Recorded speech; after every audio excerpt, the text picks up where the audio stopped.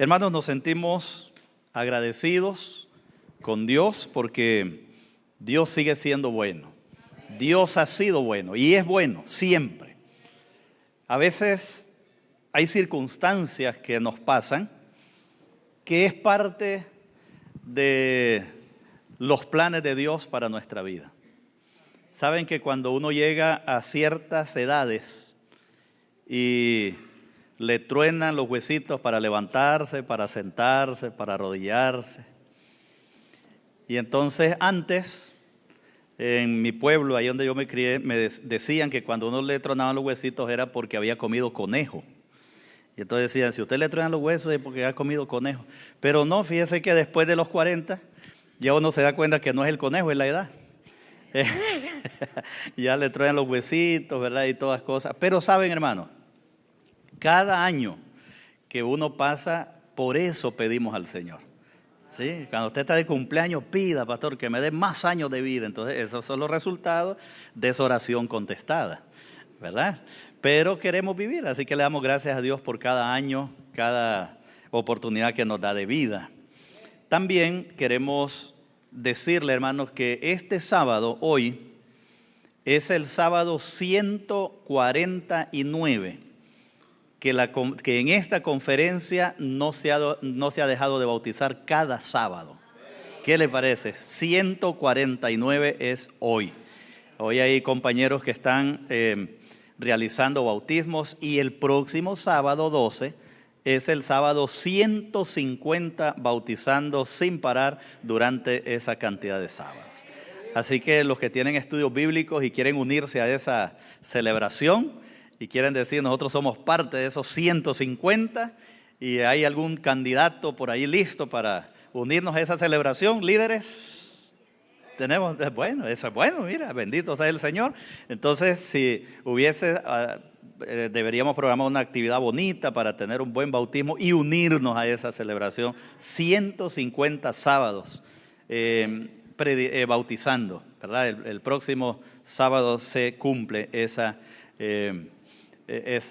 hazaña para el Señor. Así que gracias a Dios la iglesia sigue creciendo, sigue predicando. Le decía a mi hermano Jorge que si la cantidad de personas que hay no caben en la capilla de acá al lado, y no caben, ¿verdad? Y dice, aquí hay bastante gente. He contado casi los 90 personas, las 90, entre niños que son las ovejitas, los corderitos del Señor, ¿verdad? Y los adultos. Eso es bueno, hermanos. Y todavía hay bancas, ¿verdad? Para los hermanos que nos ven y quieren venir a acompañarnos. La iglesia trabajando, creciendo, arrebatándole personas al enemigo para que vengan al reino de la gracia, al reino de los cielos. Así que les felicito y el proceso de la iglesia, del crecimiento es extraordinario. Bien, hermanos queridos, vamos a la palabra de Dios. Y quiero hacer referencia a un personaje muy colorido y muy famoso en la historia bíblica. Nos referimos a este gran profeta, gran personaje humano llamado Jonás. Cuando se habla de Jonás, se habla de muchas facetas de su ministerio, de muchas áreas de su ministerio. La huida de su tierra para escaparse de la tarea de Dios, el fracaso en la huida, tremendo fracaso porque la nave donde iba como que presentía que él iba huyendo de algo grande. Luego lo echaron al mar, él pidió que lo echaran al mar, así que lo tiraron al mar, el mar se calmó, pero en el mar dice la palabra que Dios había preparado un enorme pez y ese pez se lo tragó. Dentro del pez se arrepintió y el pez fue y lo vomitó en tierra seca. Y ahí va la historia. Pero termina en el capítulo número 4 con el final. Y saben ustedes, muy linda la historia de la hermana. Toda historia tiene una introducción, un clímax y un final. Toda historia tiene una introducción, un clímax y un final. ¿Cuál es el clímax? Cuando usted llega a la cima, el emocionante de la historia. Y los niños están embelesados en la historia, están sumidos en la historia, sumergidos en la historia. Y el hermano, la hermana que contó la historia tenía sumido a los niños en la historia. Y el hermano Henry aquí lo estaba viendo, yo estaba bien metido ahí en la historia también. Y entonces después viene el final, cómo termina la historia, con un llamado, con una oración y se cierra la historia. Y algunas historias en el mundo dice, y fueron felices para siempre. En otras historias solo aparece fin y sale se fue, se acabó la historia, terminó. Pero en la historia de Jonás, el clímax, si le tocara contar la historia de Jonás, ¿cuál sería el clímax?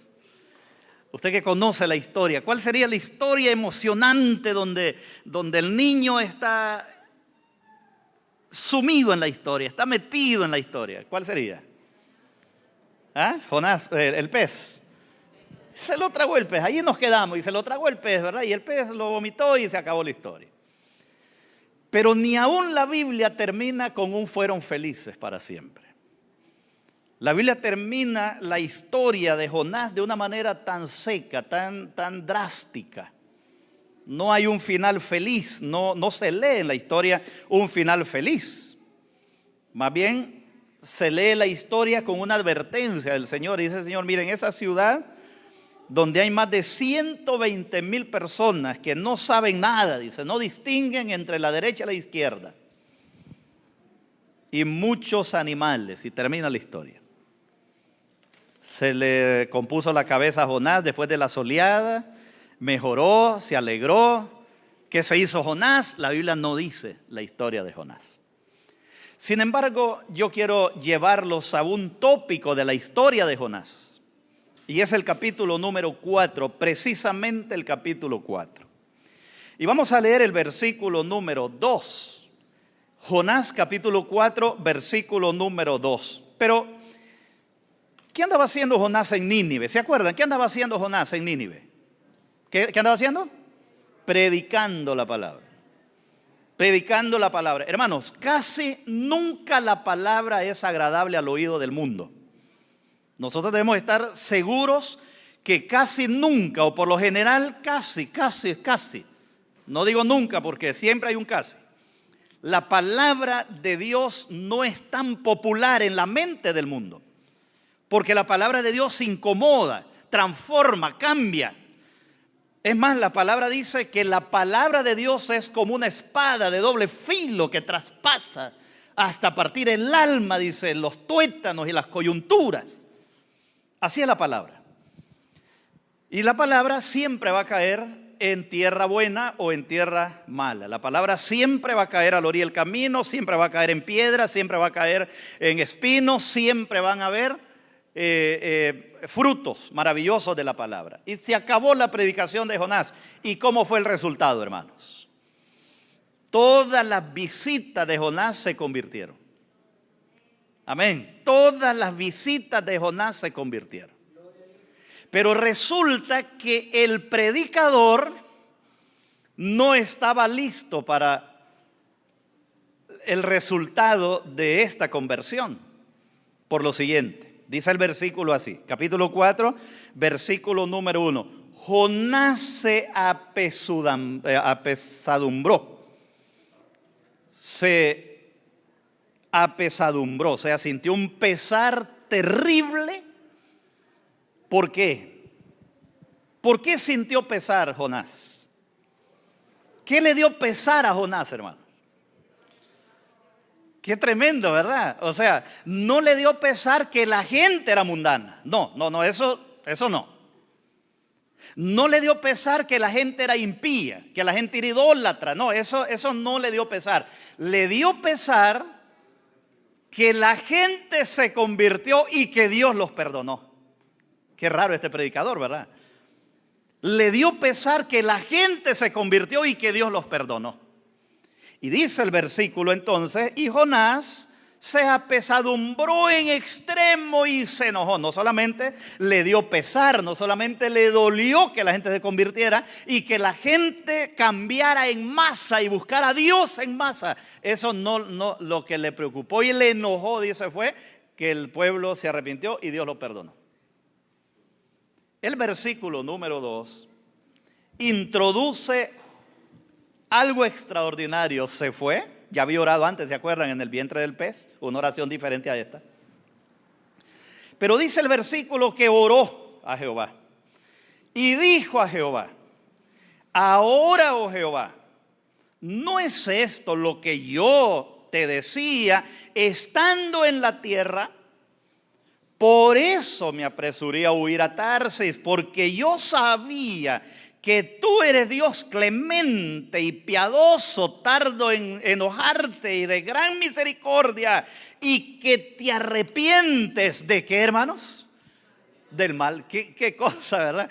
Esa paráfrasis, ese palabreo de Jonás trae algo extraño, o sea, es un sabor algo extraño. El profeta, el predicador, el ministro, el evangelista le dice al Señor: Señor, estoy enojado porque yo sé, dice, que tú eres. Fíjese bien, yo sé, y menciona varias cosas importantes. Yo sé, dice, que tú eres clemente, que tú eres piadoso, que tú eres tardo para la ira, que tú eres grande en misericordia y que tú eres un Dios que perdona, dice, la maldad.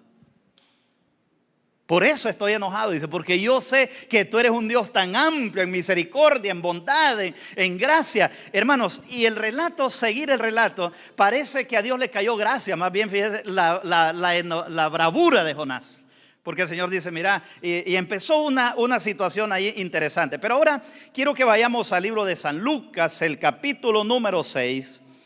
Y el versículo número 36, San Lucas capítulo 6 y el versículo número 36. En este versículo, Jesús habla sobre la importancia de lo que no le gustaba a Jonás, para que podamos entender lo que Dios esperaba de Jonás y lo que trastornó la mente de Jonás al final. Dice el versículo número 36, sed pues misericordiosos como también vuestro Padre que está en los cielos es misericordioso. ¿Qué le faltaba a Jonás? Misericordia. Y de paso, hermano, el relato de Jonás está basado en tres grandes dimensiones: levántate, predica, apiádate. Levántate, predica, apiádate de la gente. Levántate, predica y apiádate de la gente. Y el grave problema que tiene Jonás es que no le gusta, no cuadra su mente con la misericordia de Dios. Y el versículo acá en Lucas, el Señor Jesús dice: sed pues misericordiosos como vuestro Padre que está en los cielos es misericordioso. O sea, mostrar misericordia para las personas es un atributo y una gracia maravillosa de Dios. Y Dios pide que el cristiano, el adorador, practique la misma misericordia que Dios practica con el que yerra, con el que se equivoca y con el que peca. Es interesante. Dios dice: yo soy misericordioso, tardo para la ira, bondadoso, olvido la maldad, perdono al malvado. Por lo tanto dice: sean ustedes mis seguidores, sean ustedes mi iglesia, sean ustedes mis hermanos, misericordiosos como vuestro Padre que está en los cielos es misericordioso. Ahora, hay una promesa mezclada de bienaventuranza en Mateo capítulo 5, versículo 7. Relacionado a la misericordia. Fíjese lo que va a decir ahora San Mateo capítulo número 5 versículo 7. La misericordia que Dios proyecta, la misericordia que Dios derrama, la misericordia que Dios da, debe ser replicada por los seguidores de Jesús. No puede ser que haya un cristiano enfrascado, como el caso de Jonás, negando la misericordia, separando la misericordia de la gracia, porque la misericordia es una práctica de la iglesia del Señor, como el Señor es misericordioso. Entonces el libro de San Mateo, el capítulo número 5 y el versículo 7 dice: bienaventurados, felices, 27 veces felices los misericordiosos, porque el que publica, el que practica, el que da, el que regala misericordia será lleno de misericordia cuando Cristo venga en gloria. O sea, hermanos, en la práctica de la misericordia, practicar la misericordia, practicar el perdón, practicar la reconciliación, practicar el regalo de Dios, de recibir a la persona débil y tener misericordia del que se equivoca, es un don de Dios para la iglesia. Pero resulta, volviendo a la historia de Jonás, que Jonás se molesta porque Dios es misericordioso. No le gustó. En el libro de Ezequiel, el capítulo número 33 y el versículo número 11, pareciera ser que no había entendido ese concepto Jonás. El libro de Ezequiel, capítulo 33 y el versículo 11. Y aquí está el corazón, el meollo, el centro de la evangelización, el centro de la adoración. El centro de la religión, podemos decirle, está basada en Ezequiel capítulo 33 y el versículo número 11. Diles vivo yo, dice Jehová el Señor, que no quiero la muerte de ¿quién? ¿Y quién es el impío? Nosotros, el que peca. El que peca, dice, yo no quiero la muerte del que peca. ¿Y quién en este mundo no es pecador, hermanos? Por lo tanto, el Señor no quiere la muerte de nadie, aunque sea pecador. El Señor no quiere la muerte de nadie, aunque sea impío. Dice, diles vivo yo, dice el Señor, yo no quiero la muerte del impío, sino que se vuelva el impío de su mal camino y que viva. Entonces, el haber respondido Nínive de la manera como respondió, el cielo lo celebró, el cielo lo aplaudió, el cielo se sintió honrado cuando Nínive decidió cambiar de camino y entregarse a Dios, aún con sus debilidades, sus pecados, su miseria, sus cuitas, sus debilidades. Pero el Señor se sintió gozoso porque la gente buscó el camino de la salvación. Ahora, hermanos, cuando una persona llega a la iglesia buscando el camino de la salvación, lo mínimo que la iglesia puede hacer es ser misericordiosa. Si nosotros no sabemos practicar la misericordia entre nosotros, entonces ¿quién lo va a hacer? Si nosotros no replicamos la misericordia de Cristo entre nosotros, entre los hermanos, entre los miembros de la iglesia, entre los que vienen a estas cuatro paredes a adorar, entonces no seremos bienaventurados. ¿Usted quiere ver a la iglesia crecer? Sea misericordiosa. ¿Quiere ver a la iglesia tener poder? Sea misericordioso. ¿Quiere ver a la iglesia llena de personas? Tengamos misericordia por ellos. Porque las personas andan sedientas de misericordia, sedientas de aceptación, sedientas de gracia y buscando el perdón de Dios. Y para eso está la iglesia. Entonces el Señor dijo en Ezequiel, no quiero la muerte del impío, sino que se vuelve el impío de su mal camino.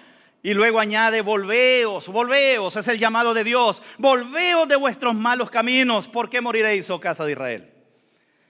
Y San Juan 3:17, que es un versículo que casi no lo leemos porque nos quedamos en el 16, pero el 17 replica de manera extraordinaria esa misión de Dios.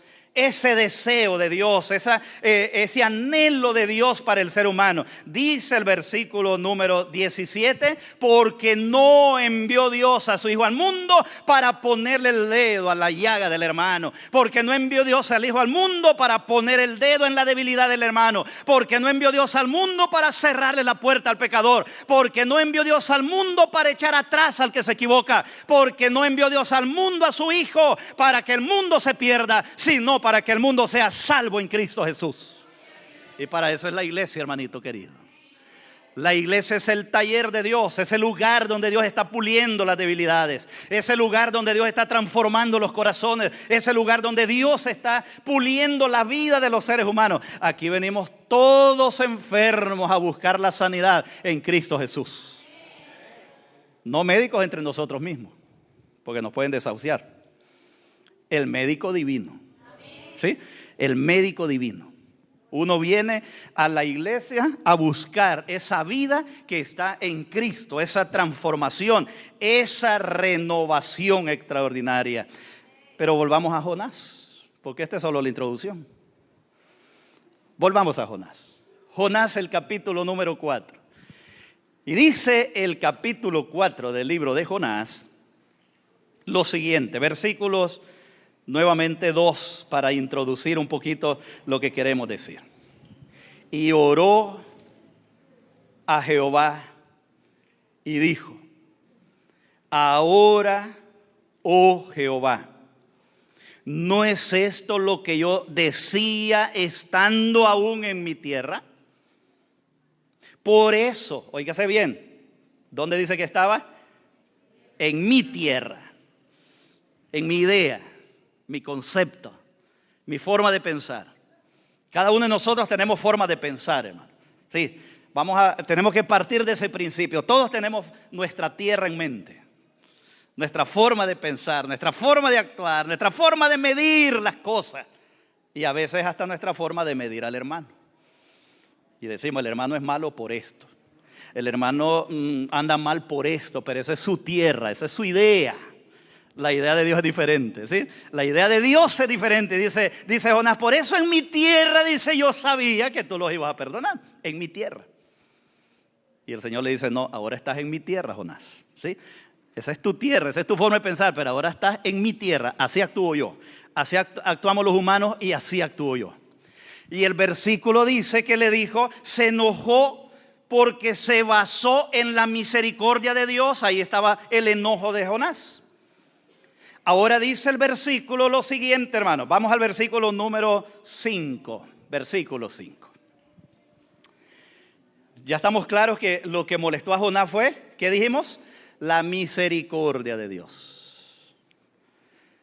¿Cómo Dios puede salvar a ese? Dice uno, ¿verdad? Hay esposas que dicen, mire, a este ni Dios lo cambia. Espérese, esa es su tierra. Pero la tierra de Dios es otra. No, ese vecino mío, pastor, ese ni que le caiga un rayo, ese es su tierra.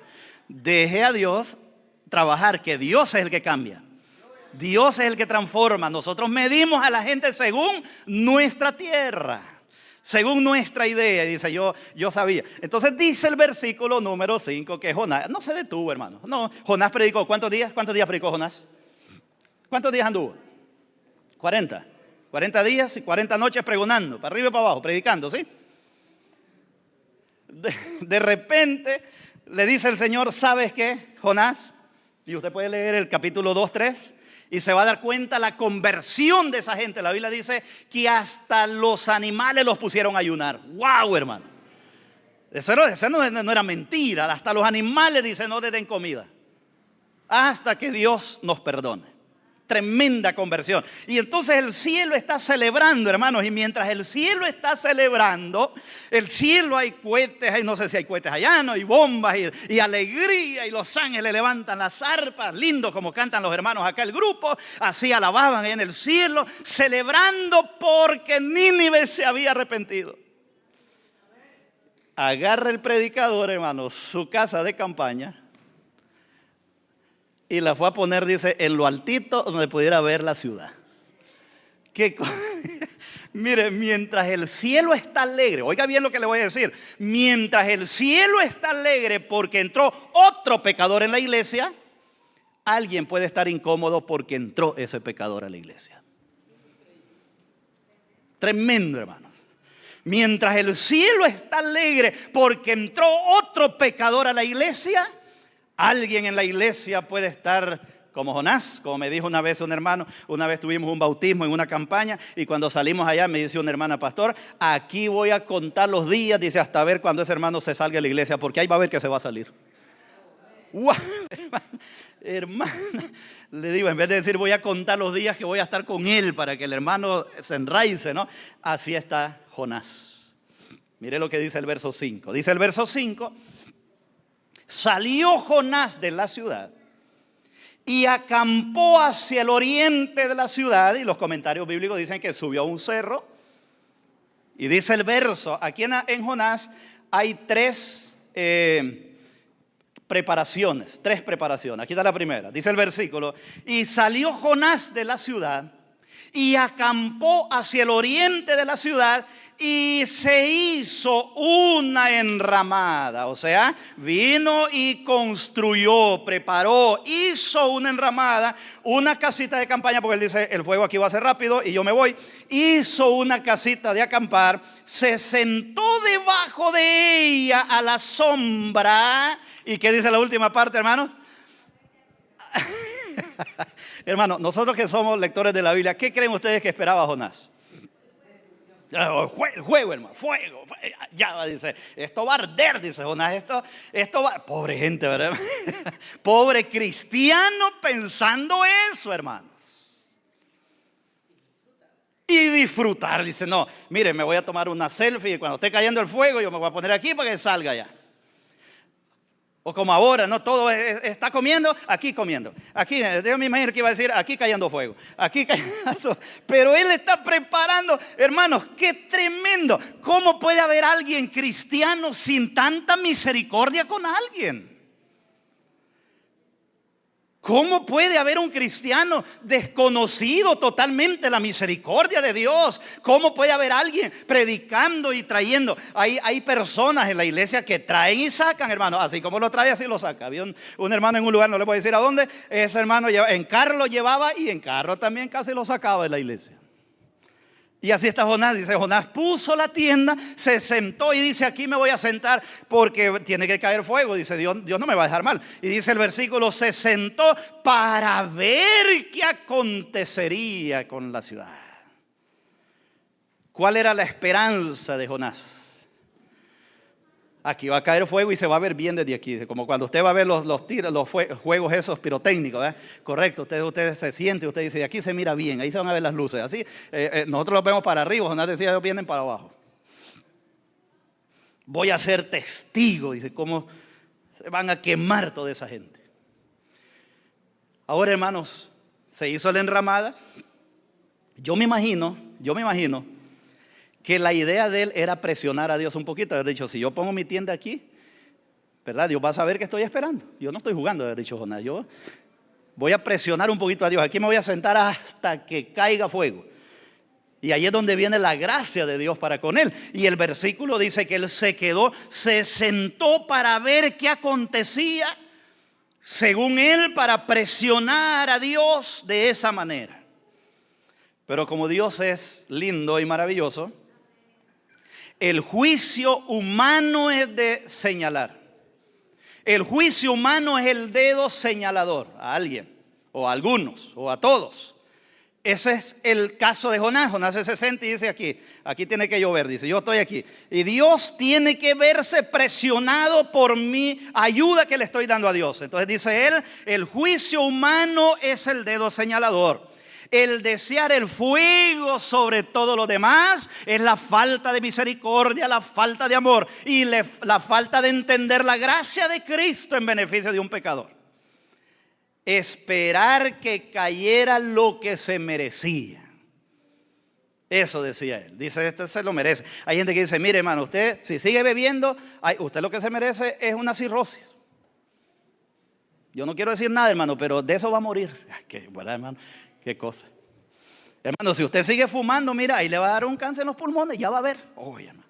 Así está Jonás. Jonás dice, mire, aquí va a caer fuego, algo va a pasar. Dice, entonces yo me voy a dar gusto. Hay otras personas que dicen, mire, todas me las está pagando. Dice, Dios está viendo cómo van cayendo, dice, uno por uno, dice, frente a mí. Dice, Dios, hermano, ¿será que Dios es así, hermano? Que Dios le va a pagar a otro para que yo me divierta, para que yo me sienta, ¿verdad?, satisfecho. Y yo diga, como hay gente que dice, no me de morir sin ver cuando Dios le pague a este hermano.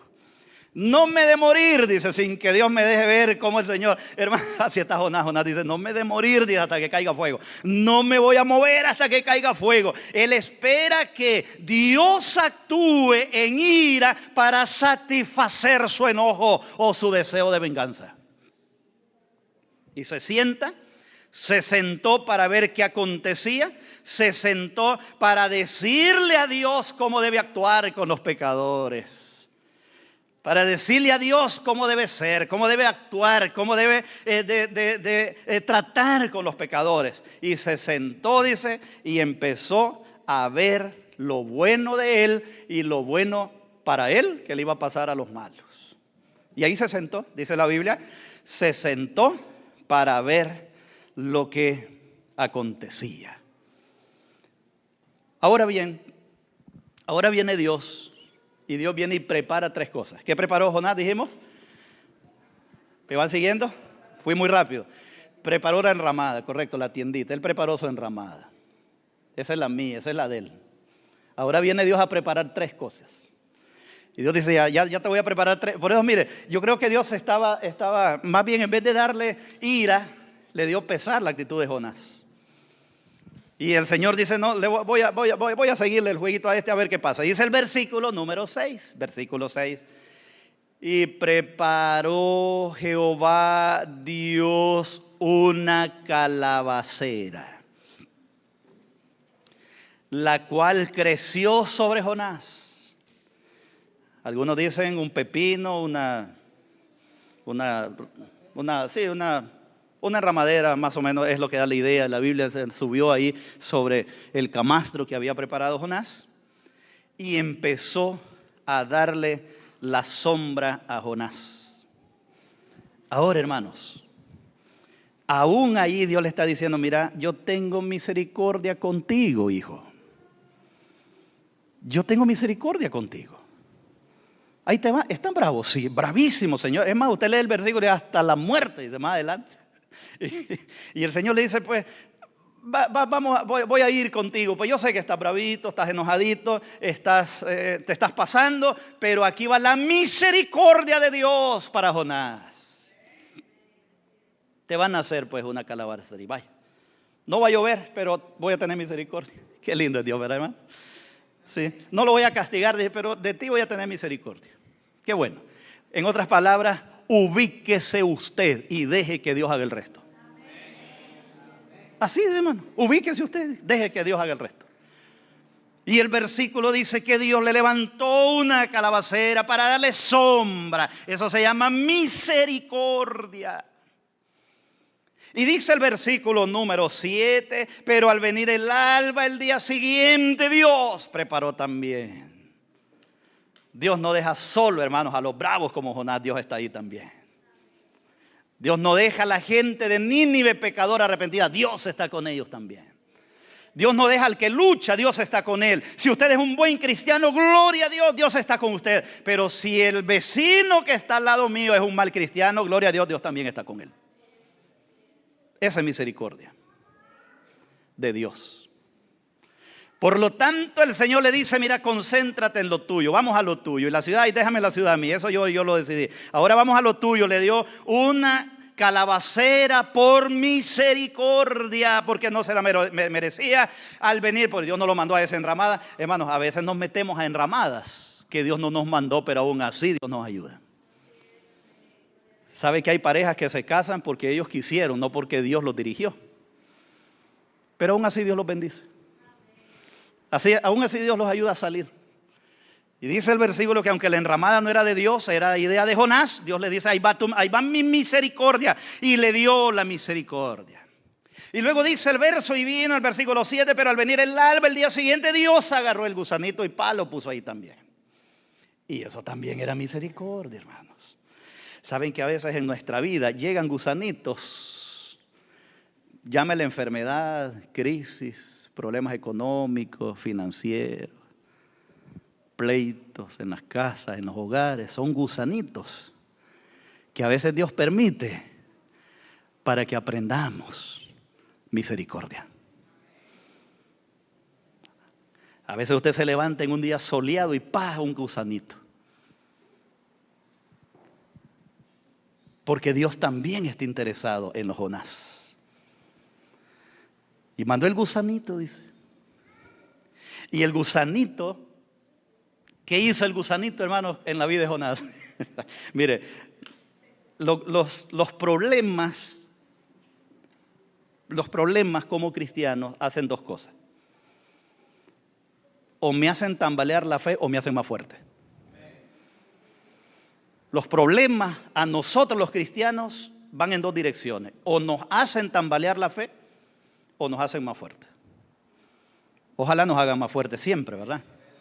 Entonces el gusanito este va a tambalear a Jonás. Y entonces el Señor dice, permitió y lo hizo y lo creó y diseñó y preparó el gusanito. Y el gusanito va, pero al venir el alba, el día siguiente, Dios preparó un gusanito, Dios lo hizo. O sea que a veces en los momentos difíciles también Dios está permitiendo ciertas cosas que nos pasan, para que aprendamos de misericordia. Porque si usted no pasa por una crisis, ¿cómo le va a decir al otro que pase? Si usted no la ha pasado.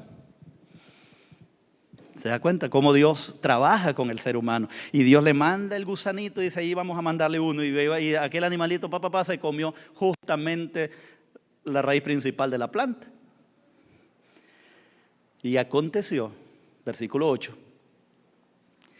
que al salir el sol,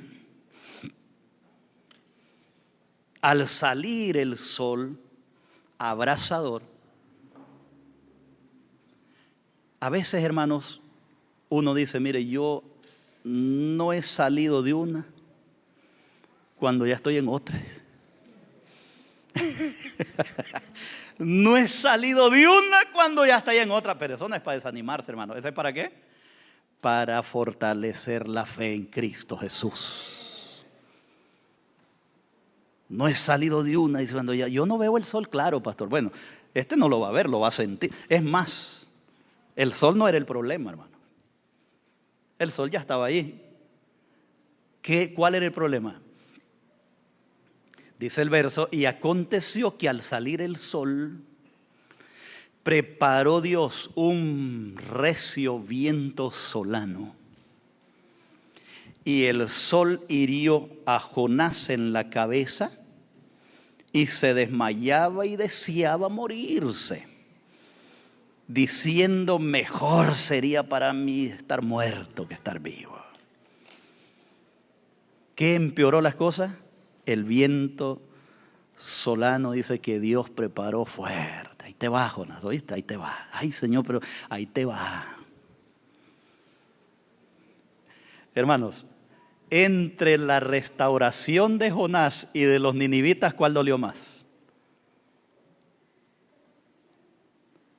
Entre la restauración de Jonás, que era un cristiano ya, y los ninivitas, ¿cuál restauración dolió más?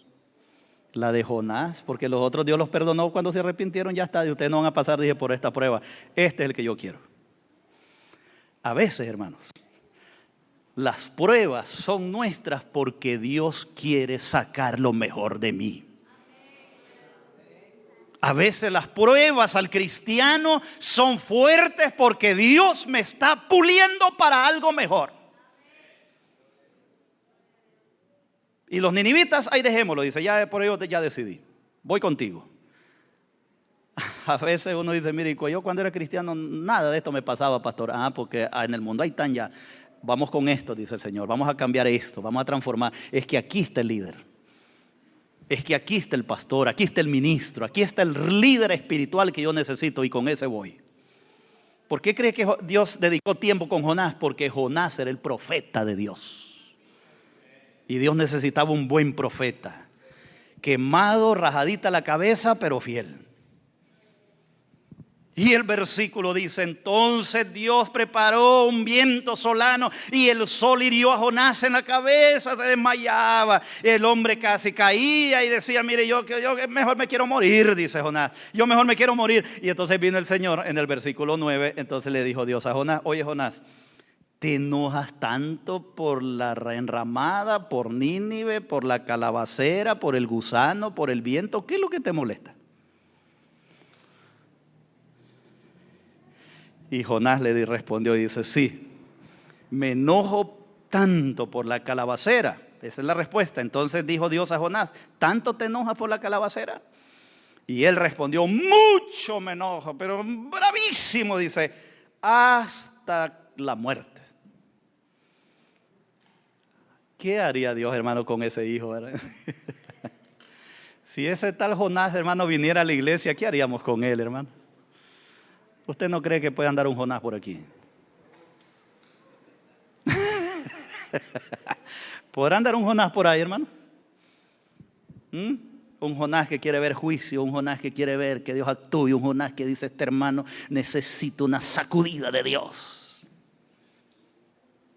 Y dice el versículo que le dijo, mire, yo estoy bravo, dice, porque yo he entendido, hermano, yo he visto ocasiones donde hay hermanos que se meten a un conflicto y todos se van a otra iglesia. Dejan esta porque esta es mala y se van a otra. Armar el mismo problema, ya van, porque no es un problema de lugar, es un problema de carácter, es un problema de relación con Cristo Jesús.